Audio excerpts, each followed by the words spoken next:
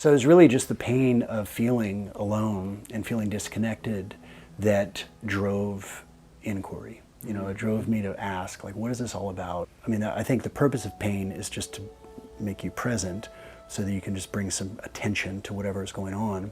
And pain is a messenger. And when you get the message, or you create the messenger goes away, pain goes away. Welcome to Going Within, the podcast where I, David Naylor, and our guests dive deep, sharing our transformative journeys with psychedelic therapy and other awakening experiences. As the founder of Within, a psychedelic-assisted therapy clinic in Austin, Texas, I'm dedicated to helping others find profound healing and consciousness expansion using ketamine in a ceremonial approach. Join us as we explore the life-changing potential of going within and listening to inspiring stories of transformation from various life experiences and ceremonies. Thank you for honoring me with your presence and attention today, and I'm so grateful that you're here in all of your infinite wisdom. Now, let's go within.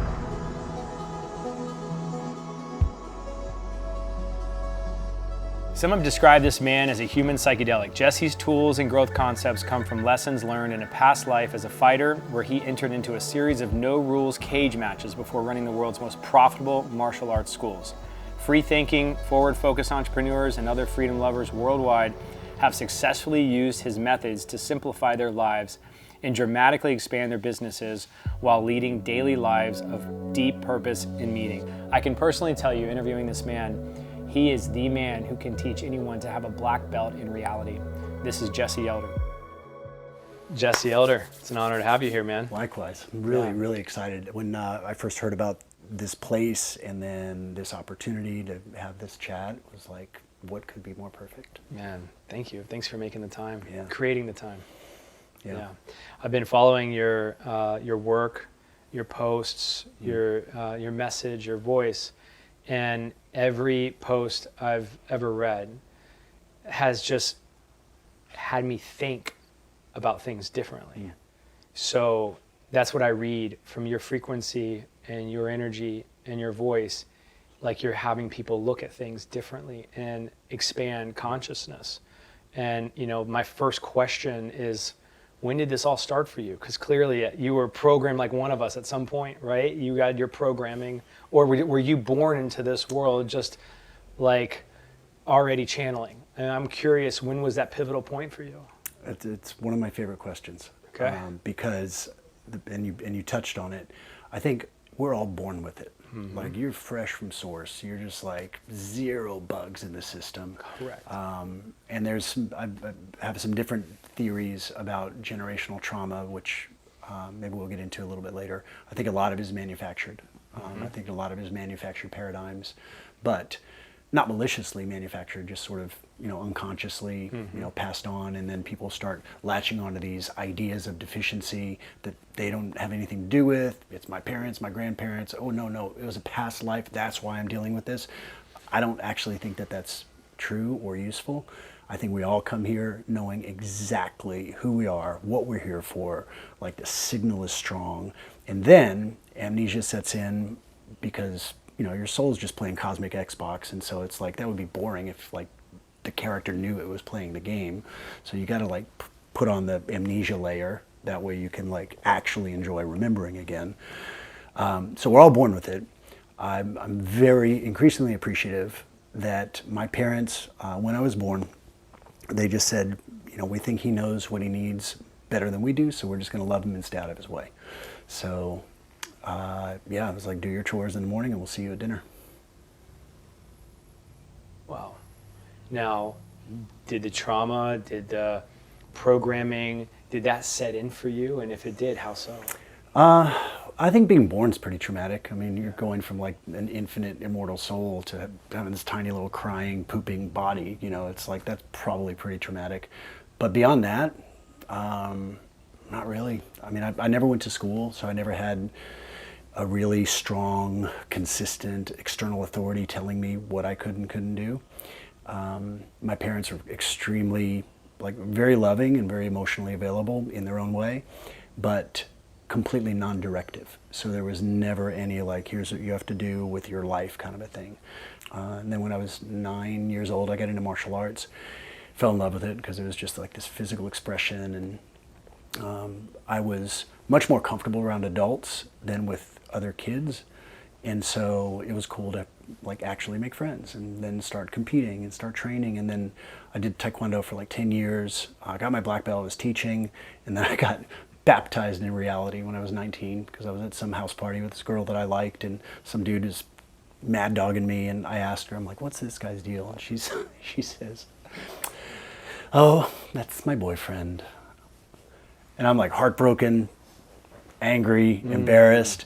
I was like, I'm out. So I leave the party, and as I'm walking down the driveway, this dude jumps on me, slams me into the concrete, and I realized in about half a second that 10 years of Taekwondo and martial arts training was not only worthless, it was worse than worthless because it was getting in the way of my natural instincts. So the first thought that hit my head after the concrete hit my head is, this guy's gonna get disqualified. Because I'd done all these tournaments, and so you got all these rules, and you're playing tag, and so I realized that, oh wow, oh, this is a fight, and I actually don't know what I'm doing. Luckily, they pulled us apart. I managed to get a kickoff. He dropped, I ran, but my entire faith was shaken because for 10 years I'd been following this dogma of, side kick, reverse punch, and that was the beginning of a very interesting journey where I stopped asking what's true, because I observed in myself that the search for truth, whether it's what's the best martial art, or what's the best way to teach, or what's the best way to eat, or what's the best relationship structure, like what's the truth, who's the true God, I realized that that was a sort of philosophical dead end, because the moment you arrive at truth, capital T, you don't have to think anymore. And now you're just defending what you know of as true. So I stopped asking what's true, and I just started asking what's useful. And that's become a cornerstone in my philosophy. When you started going within, like, was it psychedelics first that you brought you within? Was it yoga? I hear all this stories. Some of it was meditation, breath work. What was your channel inward? Yeah. There was a constant sense, for as long as I can remember, of feeling intensely homesick. And like I would be 7 years old, laying in my bed at home, everybody's there, mom, dad, 3 brothers, my sister, and I would feel just devastatingly lonely. Like I just want to go home, but I'm at home. Like, this is very weird. And the pain of that loneliness I think the purpose of pain is just to make you present so that you can just bring some attention to whatever is going on. And pain is a messenger. And when you get the message, or you create the messenger goes away, pain goes away. But it was intensely lonely. So having social awkwardness, bordering on crippling social anxiety, can't talk to girls, super high sex drive as I go into puberty. It was like a weird comedic combination. It was strange. Your higher self created a fascinating first young movie of this. That's a good way of putting it. Yeah. Wow. Yeah, that's a good way of putting it. So it was really just the pain of feeling alone and feeling disconnected that drove inquiry. It drove me to ask, like, what is this all about? Why am I here? Do I even need to be here? Because this is kind of bullshit. Like, I don't even like this. And then I actually had a pretty awesome catalyzing experience when I was 20 or 21, where I started competing in these like Fight Club type fights, and they were at this bar in San Antonio. It was right when UFC first came out, so everybody was like all into reality fighting. Yeah. And I was a bouncer at the club, and I realized that if I don't do this, then I have to stop teaching martial arts, because I can't look somebody in the eye and say this is what works if I don't actually know. And outside of that little skirmish in the driveway at that house party, I'd never actually been tested. So I signed up to fight. It was crazy. It was no rules, no time limit, no weight limit, no safety equipment. Literally walk in there, and then somebody's usually carried out. And that it was a crucible. Like, it taught me a lot about what works, what doesn't work, the usually pretty vast gap between theory and reality. And I learned to split test paradigms very quickly. Was it a rite of passage? Big time. Yeah, they're big time. Haven't thought about it that way, but you're right. It was a complete, like, and you leaned before into and it. after. Yeah, I mean, all yes in. I had to do it. It's like, my life is teaching. I know I'm born to be a teacher, but I can only teach from experience, because that's the only thing it teaches. Words don't teach. It's just experiences that teach. So I need to level up my experience in order to actually have wisdom, not just knowledge and ideas. So I fought. That year was pretty good. I won 9 fights. I lost 2, and out of the 2 that I lost, one of them was the crucible of crucibles, because I went up against this dude who was probably 35 pounds bigger. His corner had been watching me all season, and I was like the only guy that knew jiu-jitsu, because nobody knew jiu-jitsu back then, but I had gone to train with like Hoist Gracie, and in the land of the blind, the one I mean is king, right? So like I know more jiu-jitsu than anybody, which is a huge advantage. So this guy, his corner had been watching me fight all season. They know that I'm going to take him down, and that once we're on the ground, that he's screwed. So we're circling.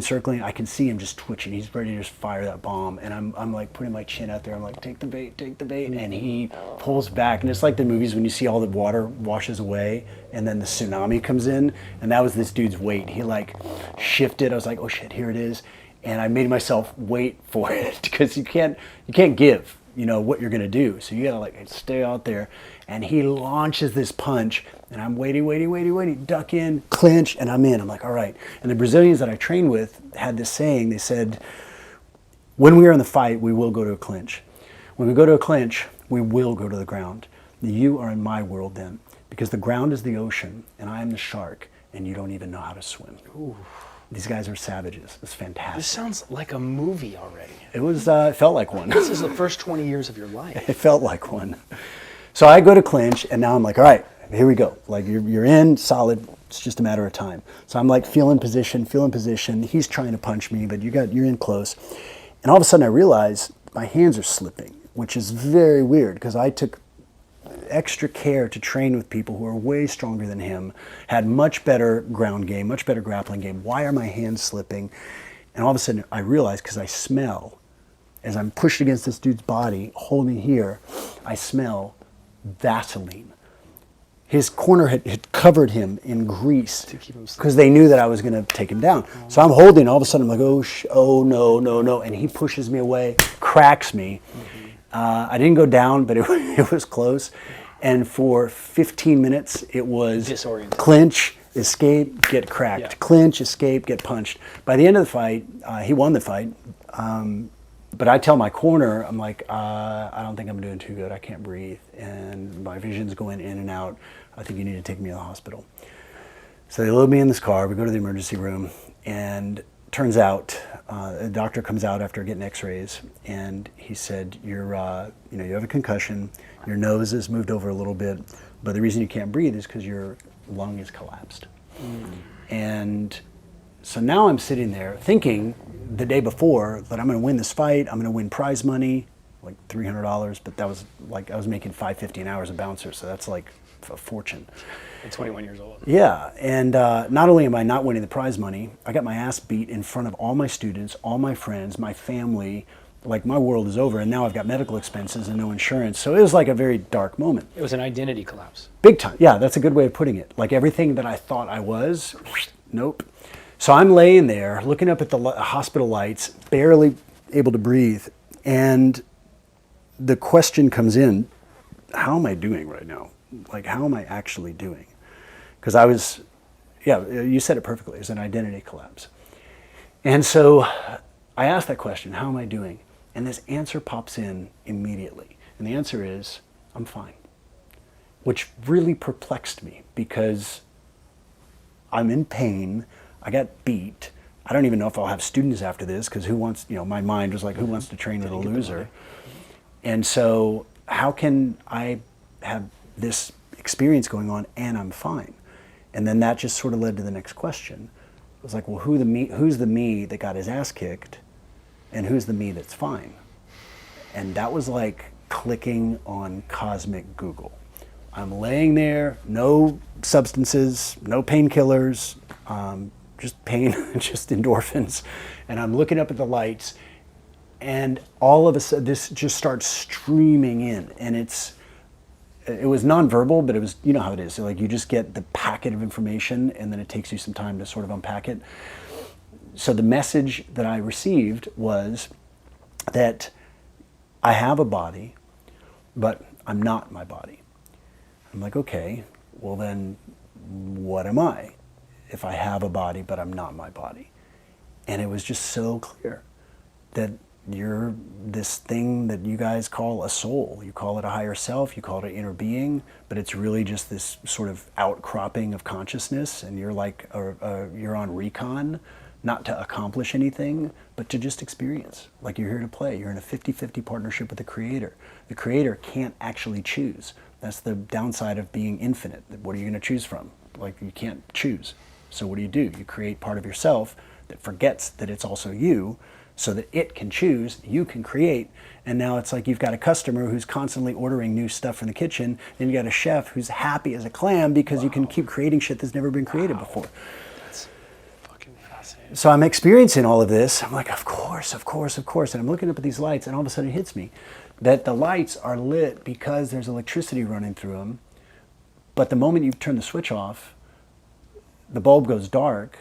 It's the exact same bulb, same molecular structure, same heft, same density, same weight. It just is not illuminated.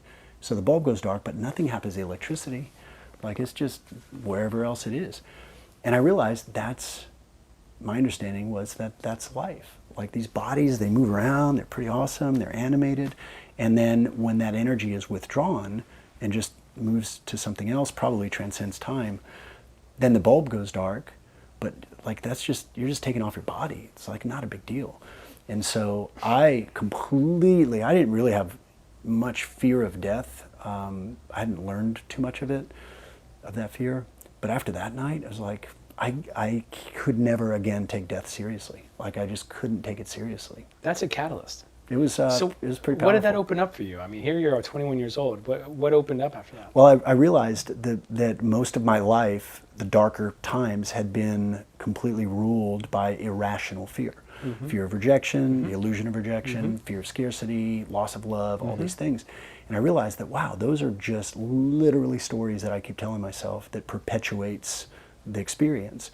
And when you have a traumatic experience, which contains pain, and then a day, 2, 3 days later, you think about the experience and you get that zing again. That's actually a whole new experience.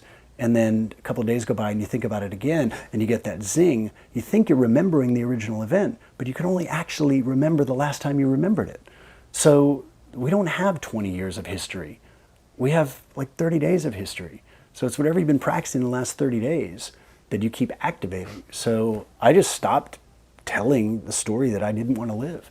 And I just started to notice as I was speaking of things that I didn't want, I'm like, all right, let me talk about what I do want. Emotionally, it's the same thing. So to move from deep fear, unworthiness, scarcity, or whatever else, your character's, level boss you're trying to beat, you just tell a new story and look for evidence of that story and you'll find it. And then you'll have a new reference, you'll have a new biochemical reaction, you'll begin to weave some new neural pathways. It's not complicated because the basis of life is joy. I was taught as a kid, go to practice, learn the instrument, learn the sports, go to school, get good grades, perform, get married, have kids. It says perform. Like we're all in this proverbial hamster wheel of external. I love Alan Watts has a few videos out there that kind of show this, you know, and then life just continues to. We go through these transition states of consciousness where, okay, we feel bored, depressed, anxiety, suicidal. We've all kind of been there, but really what those are, kind of what maybe you would agree, is those are just, reminders of our soul that maybe we need to get on a different soul path, right? And we're not honoring our soul, we're not listening, and so the rug gets pulled up underneath, and then we want to grab towards numbing, avoiding, pharmaceutical meds, whatever. But really, if we can just move through that, right? How would you tell people, like, if they're in one of those consciousness states now, let's just say they're in a transition state and they're feeling the darkness, they're feeling everything getting stripped away, what would you tell them? Yeah. When I went through a period of really juicy, gnarly depression in my early 20s. And no matter what I did, nothing made me feel better. Right. I would try and meditate, but I would end up falling into these naps that were just like the alien took your brain for a joyride. You wake up like, who am I? It's like awful. And the only thing that worked was to stop resisting it and to separate the sensation from the description. So I stopped describing it as an emotion, and I started like separating what I was feeling into just kinetic or kinesthetic descriptions. So I'm feeling heaviness, I'm feeling tightness, I'm feeling, so they weren't morally judgmental, this is good, this is bad. It was just the physical sensation. And that actually made me feel some level of control. That I can describe something in a non-judgmental way, and then maybe I'll understand a little bit better. And I was journaling about it one day, and it was very dark. It was like, why am I on this planet? This sucks, and there's a mistake, and God's a joker, and all this stuff. Is there a God? Yeah. And I just realized, wow, this is what people call depressed. And then for some reason, I just looked at that word, depressed, depressed, depressed, and all of a sudden, it hit me. I'm like, motherfucker. Depressed, deep rest. That's all it is. It's like your soul, like, hey, time out, son.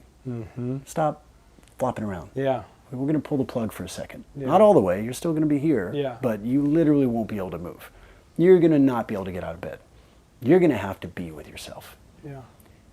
And once I surrendered to that and stopped trying to change it and fight it and do the Tony Robbins power moves and all this hijacking of their systems. Write out all my goals every morning. Yeah. Kind of like, Yeah. kind of try to talk, force Cry myself while into, you're doing your affirmations. You can't force source. Like, I'm happy.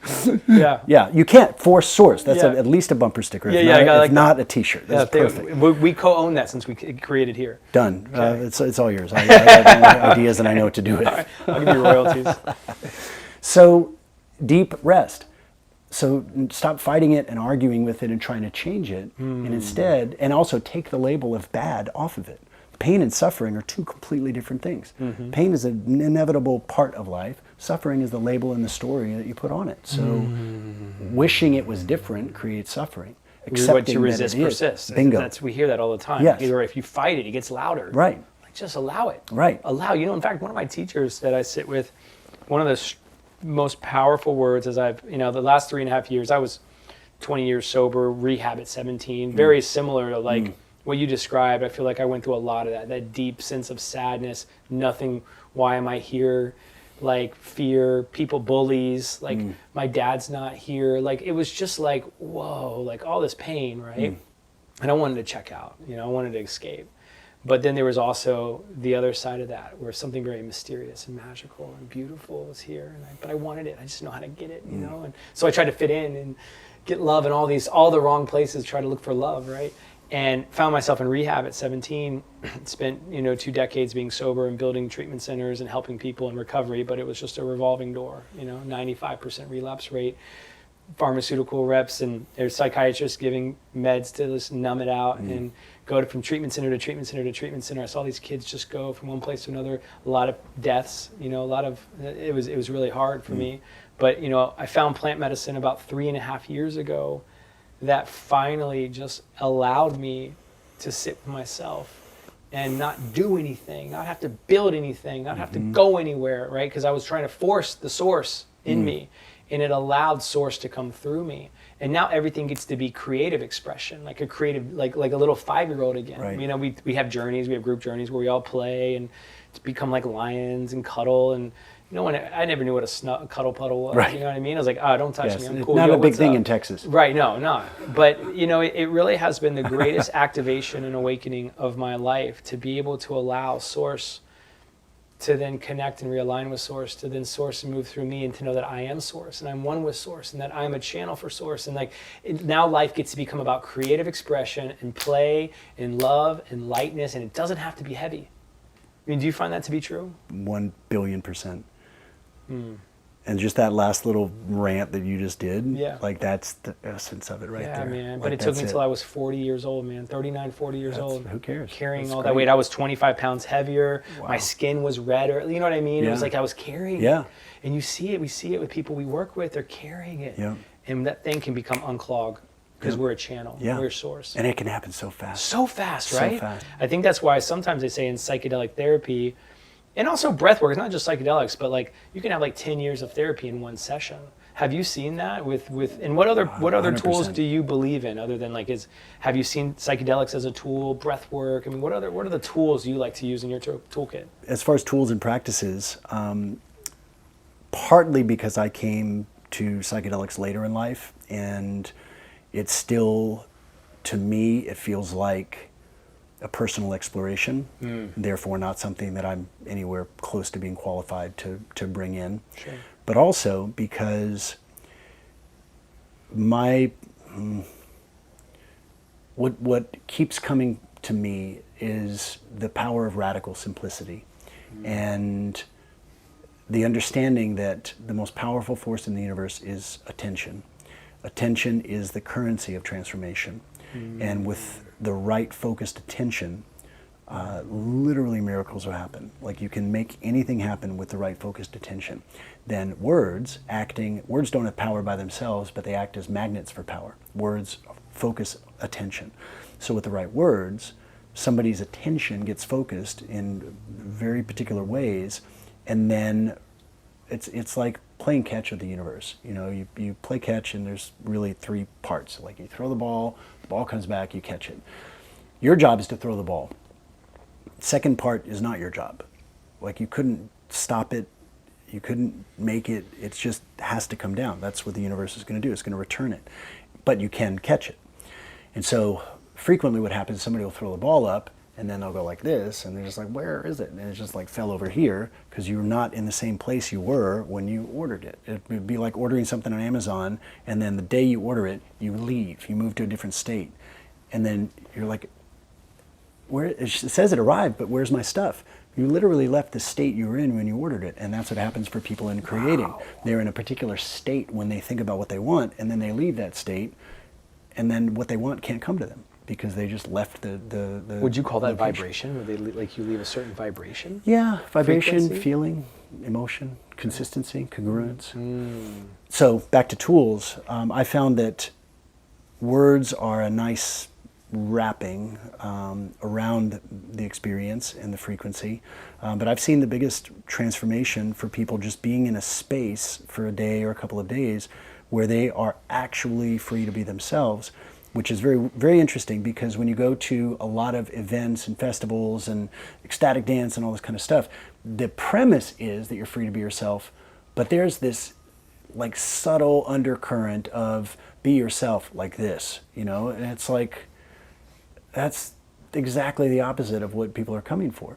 And so it's rare for somebody to be in an environment where literally there's no judgment or pressure or desire for them to change. And that's what happens with so many healers and teachers. They've got so much invested in, like, this has to work, I want to help people, and that fucks it up, because then it's like you're putting your pressure on the other person, and it's just like messes it up. So I found that the most powerful, lasting transformations for people come by just, we'll just hang out and we'll just talk. But it's what's not being said that makes people usually aware of how hard it is to keep your own bullshit going when nobody's helping you. And you realize you're the only one that's like making up this dramatic story of why your life sucks. Nobody's helping you. I love what you said about attention. It's the greatest force, you said. It reminds me, there's a man we work with where he'll sit in the journey space, the ceremony space, because we help people access those states of consciousness through tools like ketamine, right, therapy. We use other tools as well, like breath work and sound bath, frequency, and there are other medicine paths out there.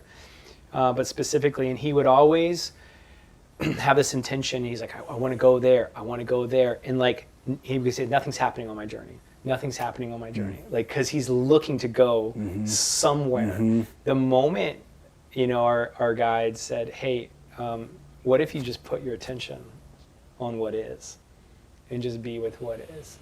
His whole life he'd been looking at there.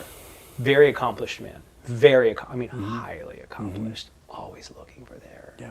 And the moment he shifted to the attention of what is, oh, there's something here, there's a pain, there's this, like everything just started to come in. All of that that life force energy started coming through. Yeah. It's just fascinating, right? Well, it's like I referenced this idea of cosmic Google earlier, and I think that just like with your phone can have no music on it, but you can play any song, because where's the music? It's in the cloud. Right. Where's the cloud? It's right here.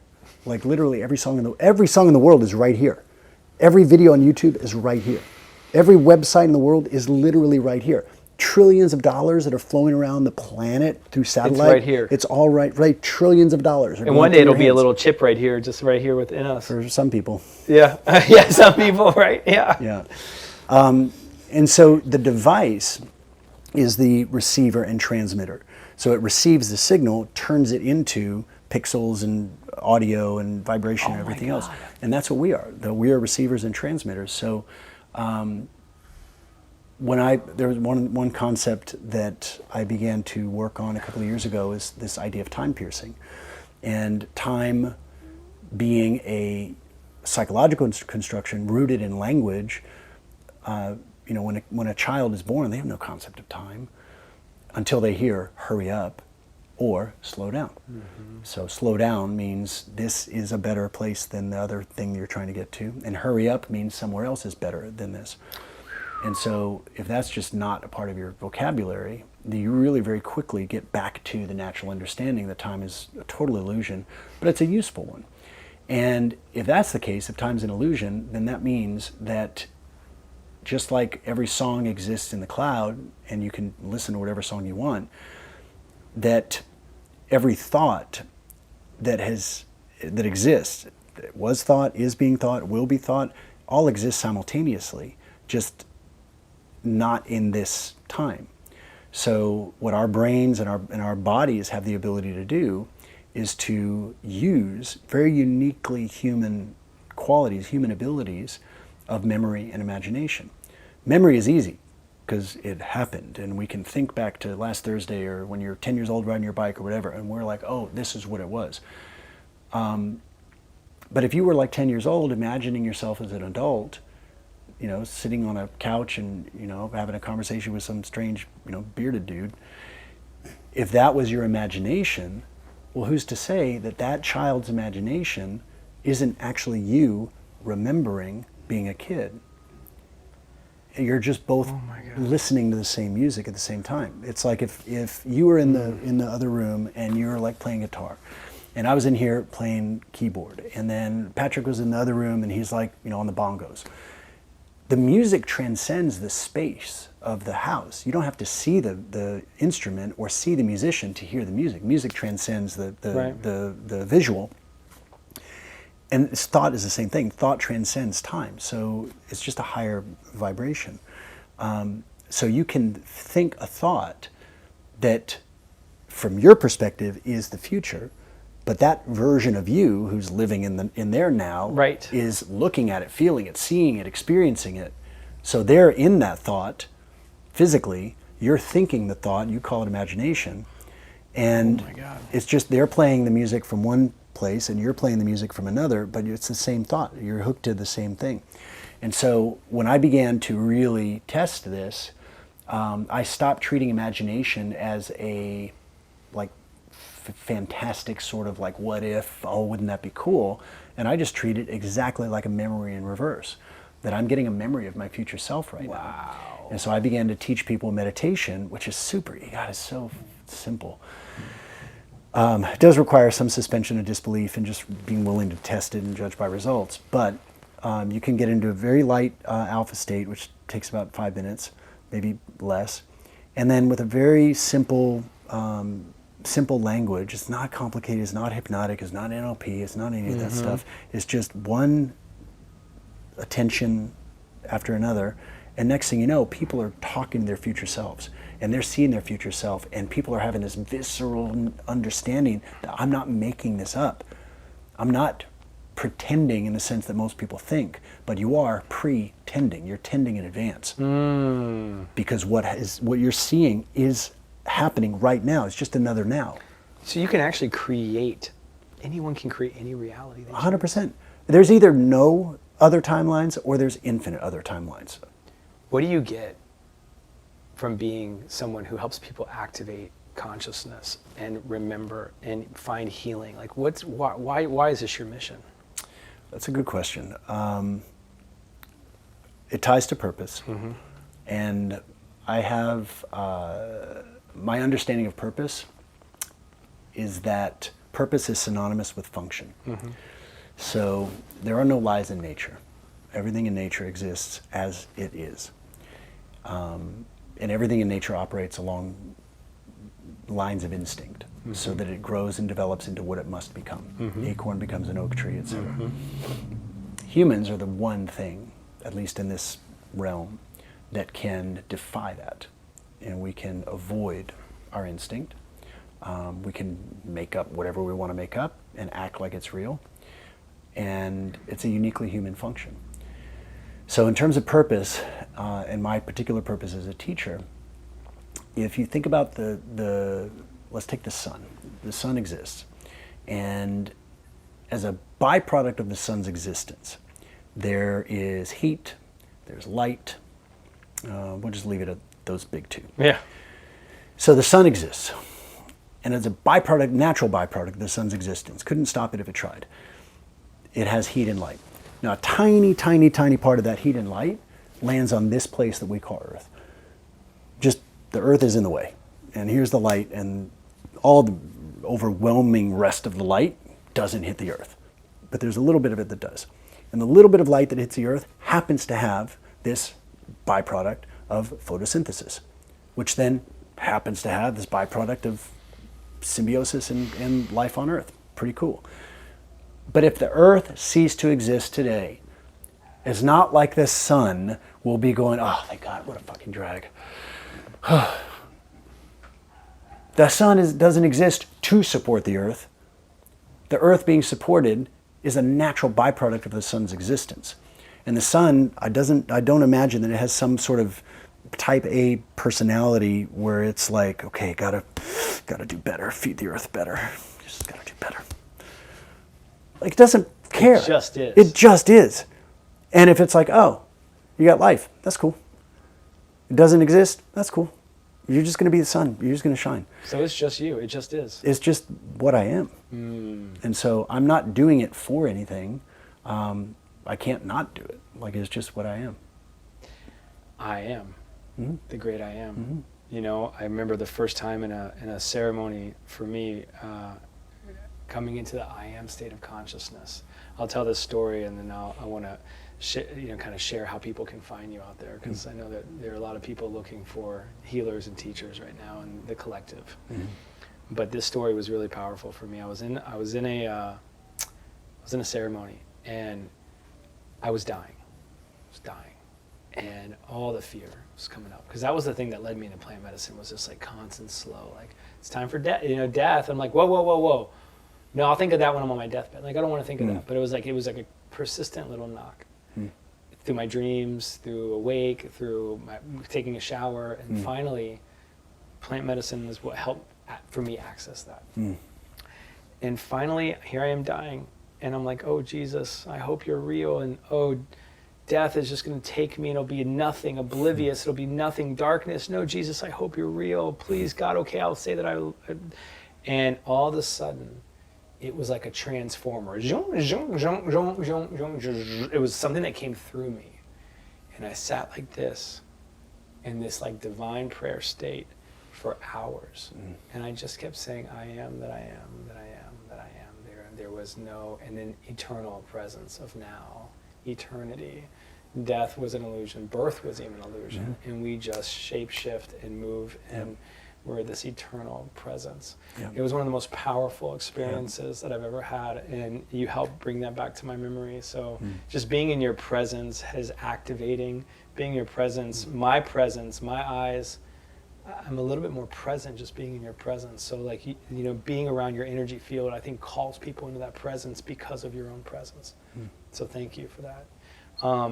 The last thing I want to talk about is freedom teachers. A lot of people are getting so much value out of that. There's guides, there's healers, there's teachers. Tell us a little bit about freedom teachers. Freedom teachers started as it was just a notion. There's a lot of, more than ever, people in the world who are feeling a call to support others. And the best ones, meaning the most effective and the most authentic, are ones who have had their own dark night of the soul, they've had their own hero's journey, they've arrived on the other side, better than before, and they've come back with wisdom. They've come back with tools, and they're now sharing that very accidentally, very, in some cases, reluctantly, but it's what they are. And so I created a community. Really, I just set it up and then it's creating itself, of people who are helpers of humans, specifically people who have made this their life's work. So we don't tend to attract people who are, they're dabbling, or they're just like, it's a passion project. That's awesome. There's a lot of other great places they can go, but this is for people who are all in. This is how they feed their families. This is how they express their authentic value in the world. And so I've been doing trainings in there. We opened the group in 2019. There's so much content in there, and there's so much training. Because I remember what it was like in 2013 when I'd sold all my martial arts schools. I got divorced that same year, and it was a hard reset. And I didn't really know what I was doing. Another dark night of the soul.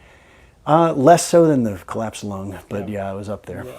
And I swore to myself that if I ever figured out the business thing, that I would make resources that would be like breadcrumbs that people could follow.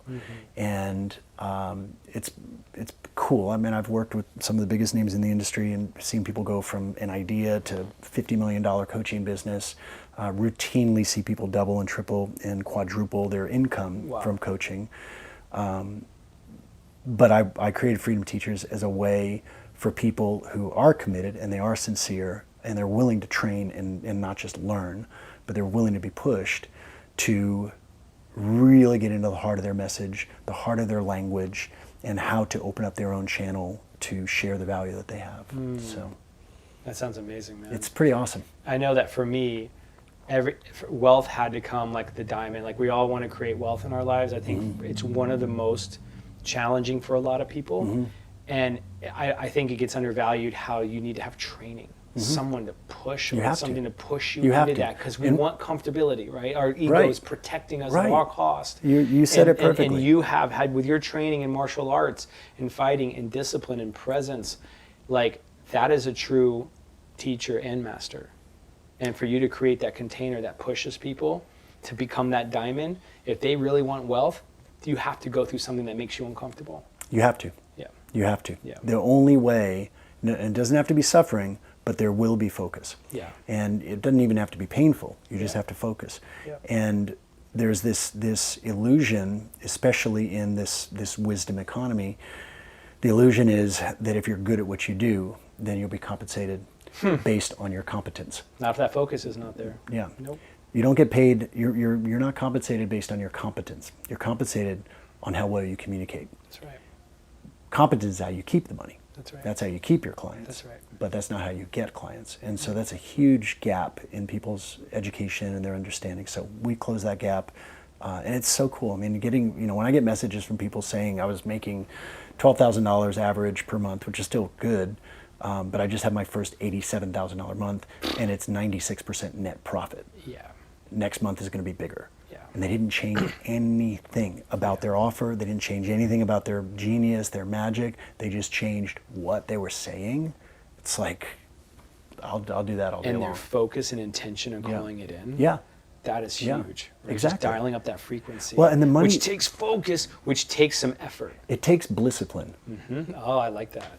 Because most people have such a low capacity for joy, they can only take it so good. Yeah. And then it starts to get good, and they're like, they freak out, they get a little speed wobble going, and we're just like, no, take it, like, feel better, it's okay.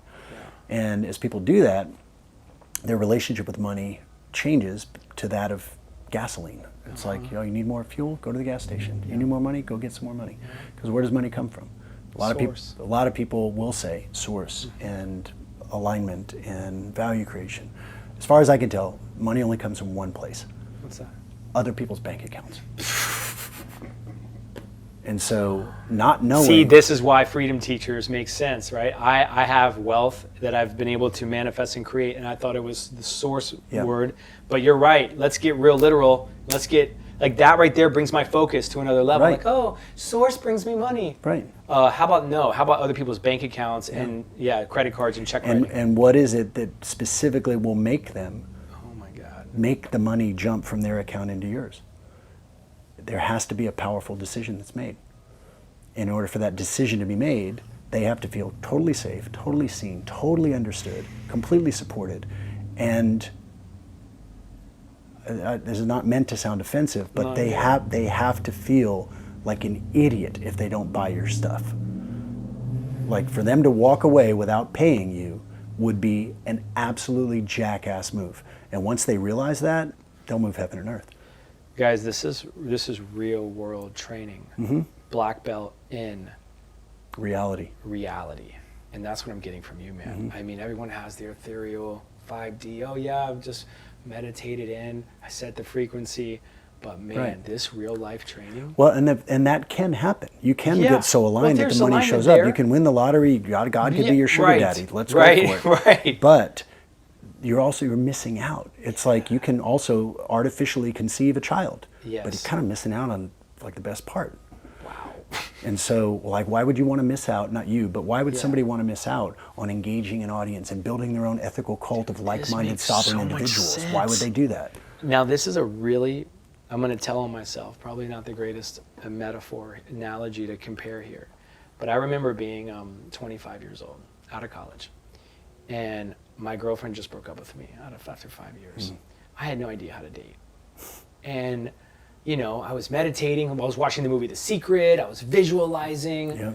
Sure, it kind of helped a little bit, not really, but until there was a book out at the time, and he was an author, and he was teaching young men how to actually have confidence and go out there. What to say. And I bought his course. Yeah. I went to seminar, and by golly, it worked. Yep. It was reality. Yeah. It was reality. And that's what I'm getting from you, reality about people finding their bliss and making money and transforming their income. Yeah. Freedom Teachers. Yeah. How do they find it? It's on Facebook, Freedom Okay. Teachers Community, Okay. where they can just look me up, Jesse Elder, Yeah. or Time Piercer on Instagram. Time Piercer, of course. Jesse Elder, it's an honor to My have pleasure, you here. David. It's a pleasure Really to meet fun, you, man. and I look forward to going deeper. Likewise. Yeah. Thank you. Oh, thanks, brother. Dude, wow. Yeah. Thank you for joining us today on the Going Within podcast. The Going Within podcast is sponsored by Within Center. Within is a ceremonial psychedelic-assisted wellness center in the heart of Austin, Texas. Discover more about our transformative practices at within.center. If you enjoyed this episode, we kindly invite you to follow us and share your thoughts with a review.